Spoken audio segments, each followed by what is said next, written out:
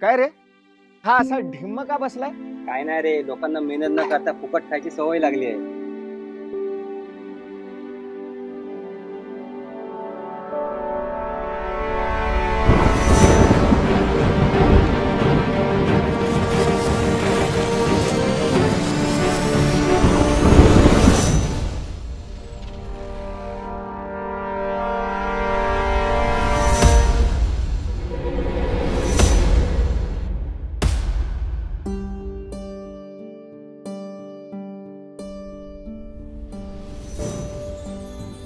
सगुणे, वाटलं नव्हतं पुन्हा आपली भेट होईल म्हणून.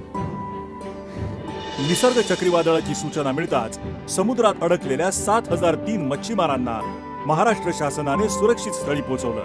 महाराष्ट्र शासनाने 75,940 नागरिकांचे योग्य वेळी स्थलांतर केल्यामुळे मनुष्यहानी टळली. काळ सोकावला जरी दुखावला नाही चिंता जना मनात. झाले गेले विसरून सारे करू नवी सुरुवात. महाराष्ट्र सरकार देई आधाराचा हात. आपत्ती व्यवस्थापन, मदत व पुनर्वसन विभाग, महाराष्ट्र शासन.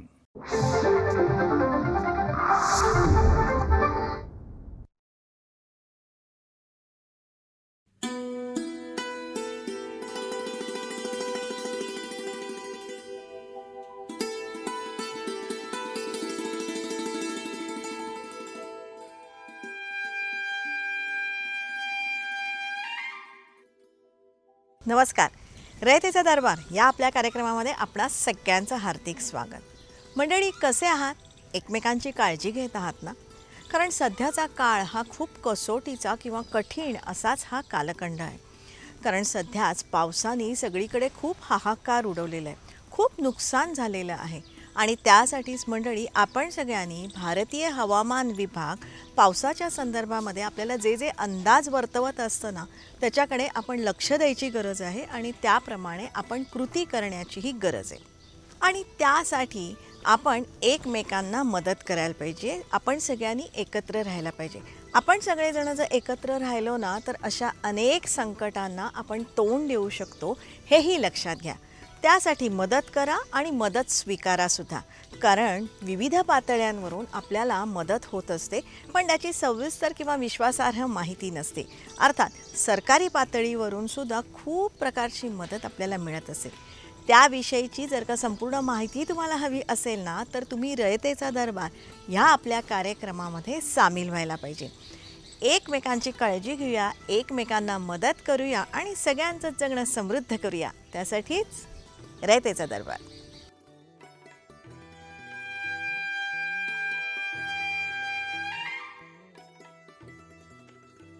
रयतेचा दरबारमधला आपला आजचा विषयही खूप छान आहे, आश्वासक आहे, नवीन प्रकारची माहिती देणार आहे.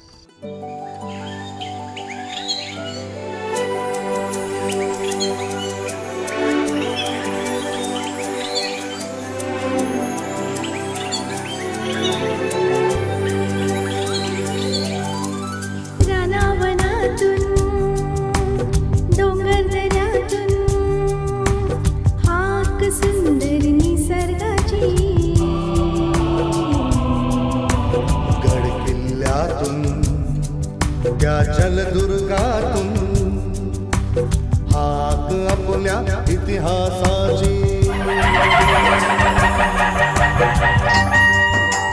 छत्रपती शिवाजी महाराजांनी बांधलेला हा भक्कम जलदुर्ग सिंधुदुर्ग किल्ला 400 वर्ष झाली, पण ह्याचा एकही चिरा निखळलेला नाही. घोंगावणारा वारा, समुद्राच्या तुफान लाटा आणि थंडी ऊन पावसाला समर्थपणे तोंड देत हा सिंधुदुर्ग आजही आपल्या महाराजांच्या पराक्रमाची कहाणी आपल्याला सांगतोय. मुजरा राजे त्रिवार मुजरा. मंडळी, आपलं हे तीर्थस्थान अनुभवण्यासाठी आता देश विदेशातून अनेक पर्यटक येणार आहेत, तेही सत्वर थेट विमानातून. ही विमानं उतरणार आहेत सिंधुदुर्गात चिपी गावाला. त्यासाठी चिपी विमानतळ आता सुसज्ज झालंय, उद्घाटनाच्या प्रतीक्षेत आहे. एक अत्यंत आनंदाची अशी घटना घडली आहे, ती आपल्याला माहिती द्यायची आहे. आणि ते म्हणजे MIDCने हाती घेतलेला एक प्रकल्प हा म्हणजे सिंधुदुर्ग जिल्ह्यातील चिपी विमानतळ याचं आता उद्घाटन होत आहे. MIDCने हा विमानतळाचा प्रकल्प हाती घेतला आणि त्यासाठी जरूर त्या सर्व गोष्टी केल्या आणि त्यामुळेच आज हा विमानतळ पूर्ण होत आहे. आणि त्याचं उद्घाटन माननीय मुख्यमंत्री आणि माननीय विमान वाहतूक मंत्री ज्योतिरादित्य शिंदे या दोघांच्या प्रमुख उपस्थितीत 9 तारखेला आयोजित करण्यात आलेलं आहे. समस्त सिंधुदुर्गवासियांचं स्वप्न साकार होण्याचाच हा क्षण आहे. सिंधुदुर्ग जिल्ह्यातील चिपी विमानतळ हे 9 तारखेपासून सुरू होतं आहे आणि सिंधुदुर्गवासियांचं स्वप्न आमच्या सगळ्यांच्या प्रयत्नानं असेल, सिंधुदुर्गवासियांच्या प्रयत्नानं असेल, पूर्णवत होत असताना आम्हाला सगळ्यांना आनंद होतो आहे. अरे खूपच स्वागत, खूप म्हणजे कोकणी माणसाची सगळ्या गोष्टीचं स्वागत करतो. विमानतळाचं तर फार मोठं, आता काल त्याचे बुकिंगसुद्धा फुल झालेलं आहे. मंडळी, गेल्या अनेक वर्षांच्या घडामोडीनंतर हा चिपी विमानतळ पूर्णत्वास गेलेला आहे, सुसज्ज झालेला आहे आणि त्यामुळेच ह्याला आम्ही जपणारच असं सिंधुदुर्गवासियांनी शब्द दिला आहे. कोल्हापूरसारखं आमचं बंद पडणार नाही 100%. कारण इथल्या माणसाला ओढ आहे त्याची. आपली वस्तू, आपली गोष्ट, आपल्याकडे असलेली सुविधा चालू राहायला पाहिजे आणि पर्यटनामुळे त्याला चांगल्यापैकी स्कोप आहे. सिंधुदुर्ग जिल्ह्याचे पालकमंत्री उदय सामंत सरांनी या चिपी विमानतळाबाबत अधिक माहिती दिली. या एअरपोर्टचा उपयोग हा नक्की पर्यटनासाठी होणार आहे, पण याच्यानंतर देखील आपल्याकडे पिकणारा आंबा असेल, आपल्याकडे पिकणारा काजू असेल, आपल्याकडे पिकणारा कोकम असेल, फणस असेल, याला जर आंतरराष्ट्रीय बाजारपेठ मिळवून द्यायची असेल तर एक्सपोर्ट देखील करणं गरजेचं आहे आणि त्याच्यासाठी देखील ती वाहतूक सुरू व्हावी. यासाठी या विमानतळाचा उपयोग व्हावा, यासाठी आमचे प्रयत्न राहणार आहेत.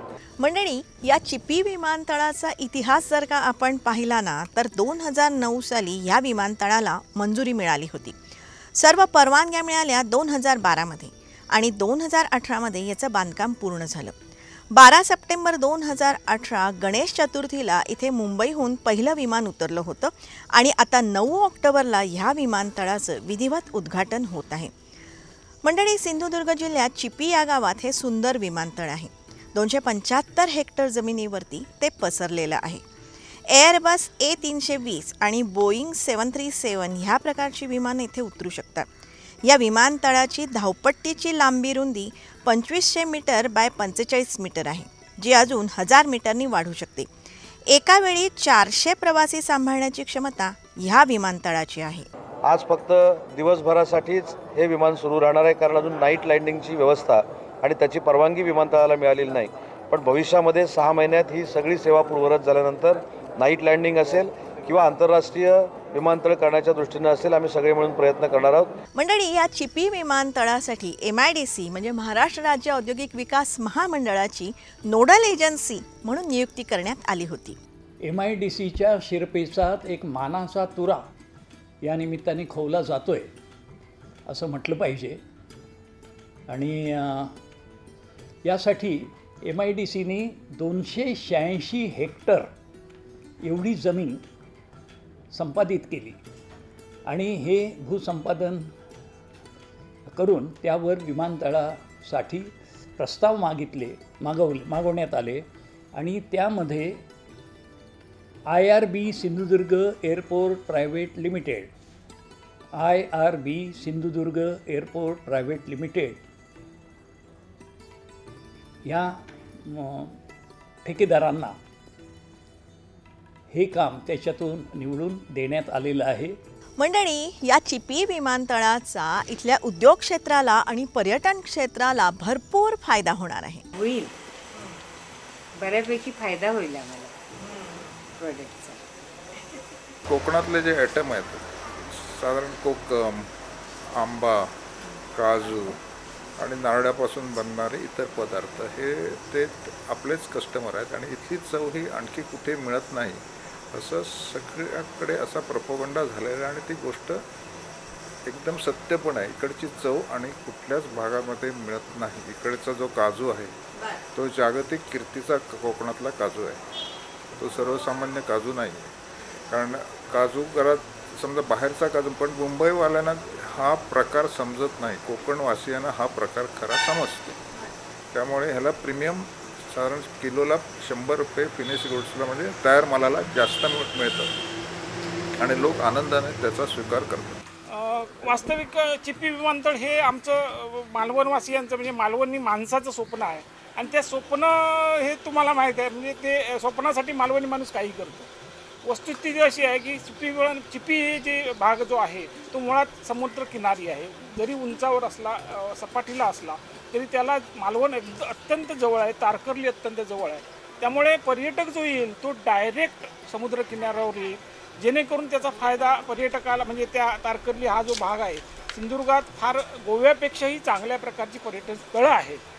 म्हणजे त्याच्यापेक्षाही चांगला निसर्ग आहे, स्वच्छ आहे, इथे पोल्युशन कमी आहे, समुद्रकिनारे आमचे स्वच्छ आहेत. परंतु सुविधा, पायाभूत सुविधा नसल्यामुळे चिपीसारखा जर प्रकल्प झाला आणि विमान उड्डाण होतंच आता ते जर झालं तर पर्यटकाचा ओघ वाढेल. बऱ्यापैकी इथली फॉरेन पर्यटक जर आले तर जे आमची आजची अडचण आहे, जिल्ह्याचा रोजगाराचा जो काही प्रॉब्लेम आहे तो रोजगाराचा प्रॉब्लेम अगदी इझी सुटेल. विमानतळाचा फायदा असेल की आपल्यासारखे उद्योजक आहेत, आज मुंबईला जायचं तर आम्हाला इथून 12 ते 13 तास लागतात जाण्यासाठी. तर आम्ही आज मुंबई म्हणजे देवगड मुंबई लक्झरीचं तिकीट जवळपास 1500 रुपये आहे आणि जर का विमानसेवा आम्हाला 2500 रुपयात मुंबईत नेणार असेल 1.5 तासामध्ये तर आम्ही नक्की विमानसेवेचा लाभ घेऊ त्याच्यामध्ये. हे तुर्ताला आधी हे व्यवस्थित चालू दे असं माझी एक अपेक्षा आहे आणि ते चालवतील.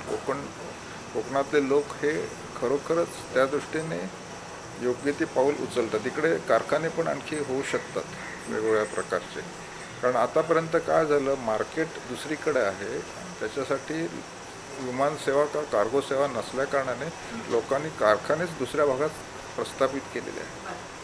ते आता इकडे हळूहळू इलेक्ट होतील कारखाने असं मला प्रकर्षाने वाटतं. आणि दुसरी गोष्ट म्हणजे ही विमानसेवा सुरू झाल्यानंतर एखाद्या कंपनी जर कार्गो वाहतूक सुरू केली तर देवगडचा हापूस आहे हा 3 तासामध्ये दिल्लीत पोहोचू शकतो. कारण आजच्या घडीला आम्हाला जर हापूस आंबा दिल्लीत पाठवायचा असेल तर आम्हाला तो खूप क्रिटिकल आहे, तिथं आम्ही पाठवू शकत नाही.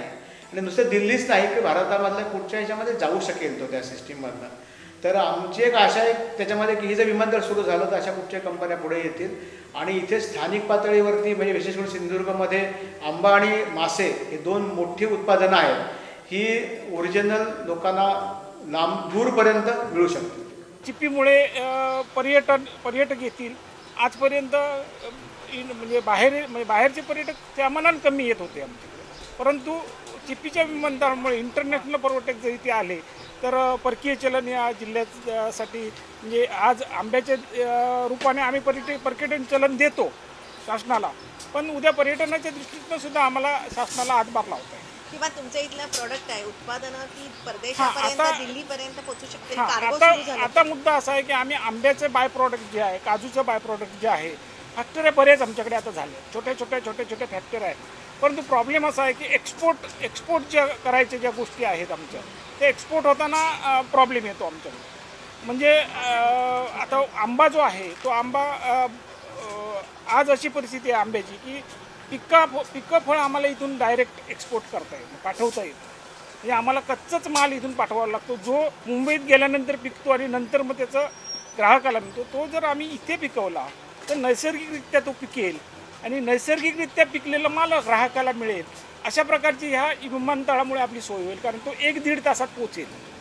जर आपल्याला विमानाच्या मार्फत जर आंबा डायरेक्ट आपण पाठवला तर तो ग्राहकाला नैसर्गिक म्हणजे कोकणात जो पिकलेला ऑर्गॅनिक आंबा आहे. मंडळी, या चिपी विमानतळाचा मोठ्या हॉटेल व्यावसायिकांना तर खूप फायदा आहेच, पण इथल्या छोट्या हॉटेल व्यावसायिकांना सुद्धा या विमानतळाचा खूप फायदा होणार आहे असं या साऱ्यांनी आम्हाला सांगितलं. हा नक्कीच फायदा होणार आहे. जेणेकरून पर्यटन वाढलं की आपले प्रत्येकाचे व्यवसाय पण वाढतात. मच्छीमारांना त्याचा फायदा होतो, हॉटेल व्यावसायिकांना त्याचा फायदा होतो आणि पर्यायाने मच्छीमारांचा जर हे वाढला, व्यवसाय वाढला तर संपूर्ण बाजारपेठ आपली फुलून जाते. सी फूड चांगलं मिळतं आणि ते खाण्यासाठी बाहेरून युरोपमधून सुद्धा लोक आलेले आहेत आणि परत येतात. जेणेकरून जे आपण हिप्पी बोलतो त्यांना. हां, गोव्यावरून जाते. खास जेवणासाठी मच्छी खाण्यासाठी, किंगफिश खाण्यासाठी इथे येतात. सिंधुदुर्गचे मासे खूप प्रसिद्ध आहेत. ताजे, रुचकर आणि वैविध्यपूर्ण असे हे मासे आहेत. मासे विक्री करणाऱ्या या ताईंनाही विमानतळाचा फायदा दिसतोय. कारण ते जवळ पडतं ना, खूप लोक येतात. त्याच्यामुळे रिक्षावाले, आता टॅक्सी वगैरे असतील, ते सगळे आता बघायला इकडे येणार, म्हणजे ते घेऊनच जाणार जाताना. तुमच्या माशांना पण फायदा आहे. हां, त्यांना पण फायदा, आम्हाला कापून वगैरे घेतात ना ते इकडे, त्याच्यामुळे आम्हाला पण फायदा आहे. उद्योग व्यवसाय म्हणाल ना तर इथे आंबा, काजू ही प्रमुख उत्पादनं आहेत. देवगडचा आंबा आता विनासायास देश विदेशामध्ये सत्वर पोचू शकतो. तर आमच्याकडचे जी प्रॉडक्ट आहेत की जी पेरिशेबल आहेत, विशेष करून हायली पेरिशेबल आहेत, ही प्रॉडक्ट आम्ही जर कमीत कमी वेळामध्ये ग्राहकापर्यंत पोहोचवली तर ती ओरिजिनल लोकांना ती मिळतील. कारण देवगड मँगो हापूस आंबा जो आहे हा आता जिओ टॅगिंग त्याचं झालेलं आहे. आणि अशा प्रकारचा आंबा जर शेतकरी डायरेक्ट ग्राहकाला पाठवू शकला तर एक प्रकारे ग्राहकाला सुद्धा तो स्वस्त बसतो आणि शेतकऱ्याला 4 पैसे जास्त मिळतात, असा माझा अनुभव आहे त्याच्यामध्ये. तसंच काजूचे ये इथल्या दर्जेदार काजूंना उत्तम मार्केट मिळू शकतं. त्याच्यामुळे इकडचा जो ऑर्डिनरी माणूस आहे, ऑर्डिनरी माणूस म्हणजे तो म्हणजे धनधान्य असा तो गरीब माणूस नाही आहे कोकणातला शेतकरी. त्यांच्याकडे आंबा, काजू किंवा मासे म्हणा, याच्यामध्ये आज तुम्ही बघितलं तर त्याच्याकडे चांगल्या प्रकारचं घर, चांगल्या प्रकारची साधनं ही सगळी तुम्ही मोठ्या शहरामध्ये जे मिळतात आहेत घरामध्ये उपलब्ध, ती त्यांच्या घरी आज आहेत. म्हणजे त्यांना पैशाची काय कमतरता आहे असं मला वाटत नाही. त्याच्यामुळे हे सेवा ते वापरतील, त्यांना जास्त फायदा होईल. आणि मंडळी, पर्यटन क्षेत्राला तर ह्याचा खूपच लाभ होणार आहे. देश विदेशातले पर्यटक कोकणचं सौंदर्य आणि कोकणचा मेवा चाखायला विनासायास इथे येऊ शकतात. कोकणचं सौंदर्य नजरेत मावत नाही. त्यातही सिंधुदुर्ग जिल्हा हा निसर्ग सौंदर्याने नटलेला आहे. छत्रपती शिवाजी महाराजांच्या पदस्पर्शाने पावन झालेला आहे. त्यासाठी हा सिंधुदुर्ग किल्ला. मालवणच्या धक्क्यावरून किल्ल्याला जाण्यासाठी बोट आहे. मंडळी, 17व्या शतकातला हा जलदुर्ग. परकीय आक्रमणापासून बचाव करण्यासाठी छत्रपती शिवाजी महाराजांनी हा किल्ला बांधला ह्या कुर्टे बेटावर. जवळपास 4000 पाऊंड शिसं या किल्ल्याच्या बांधकामामध्ये वापरलेलं आहे. 48 एकरवर हा किल्ला आहे. या किल्ल्याची भक्कम तटबंदी आजही सुस्थितीत आहे. या किल्ल्याला भेट देण्यासाठी नेहमीच खूप पर्यटक इथे येत असतात. आता विमानतळामुळे जगभरातले पर्यटक इथे नक्की येतील. मंडळी, इथूनच जवळ आहे वेंगुर्ल्याचा धक्का. निळ्याशार अरबी समुद्राच्या लाटांमधून हलणाऱ्या डुलणाऱ्या रंगीबेरंगी होड्या आणि त्यात कोळी बांधवांची मासेमारी बघून खूप छान वाटतं. जाळं टाकणं आणि मग ते जाळं ओढणं हे अतिशय कौशल्याचं आणि शक्तीचं काम आहे. मंडळी, हे वेंगुर्ला बंदर हे सुरक्षित आणि नैसर्गिक बंदर मानलं जातं. तर मंडळी, आता वेंगुर्ल्याहून आपण जाऊया तारकर्लीला. इथल्या वॉटर स्पोर्टमुळे हे अतिशय प्रसिद्ध आहेच. स्वच्छ, सुंदर आणि अतिशय लांबलचक असा हा सागरी किनारा. वेगवेगळ्या वेळेला समुद्राचं पाणी वेगवेगळे रंग दाखवतं. त्या अथांग समुद्रावरून मंद वारा झिरपत असतो. लाटांची गाज लढीवाळपणे आपल्याला साथ देते. क्षितिजावरचा सूर्य कलायला लागतो. आपण मंत्रमुग्ध होतो. मनावरचं गारूड तसंच राहतं. ही तर स्वप्नभूमी. आणि या स्वप्नभूमीची सफर करण्यासाठी तुम्ही विमान सेवेचा उपयोग करून इथे येऊ शकता. IRB Sindhudurg airport private limited, IRB Sindhudurg airport private limited या ठेकेदारांना हे काम त्याच्यातून निवडून देण्यात आलेलं आहे आणि त्यांना लीजवर हा एअरपोर्ट विकसित करण्यासाठी हस्तांतरित करण्यात आला. त्यानंतर MIDCने इथले रस्त्यांचा विकास, पाणी योजना, कारण कुडाळपासून तिथे पाणी न्यावं लागलं ह्या चिपी परुळे परिसरापर्यंत. त्यामुळे फार मोठ्या अंतराची पाण्याची जलवाहिनी टाकावी लागली, कुंपण भिंत बांधावी लागली. यासाठी MIDCने अतिरिक्त 14 कोटी रुपये खर्च केले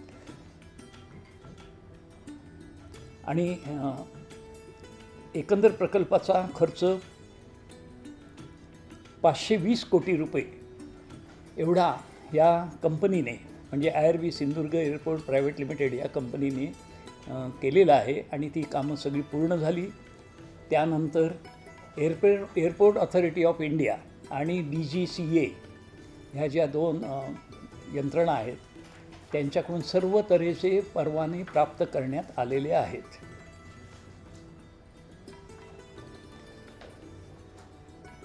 ह्या कंपनीबरोबर विकास करारसुद्धा करण्यात आलेला आहे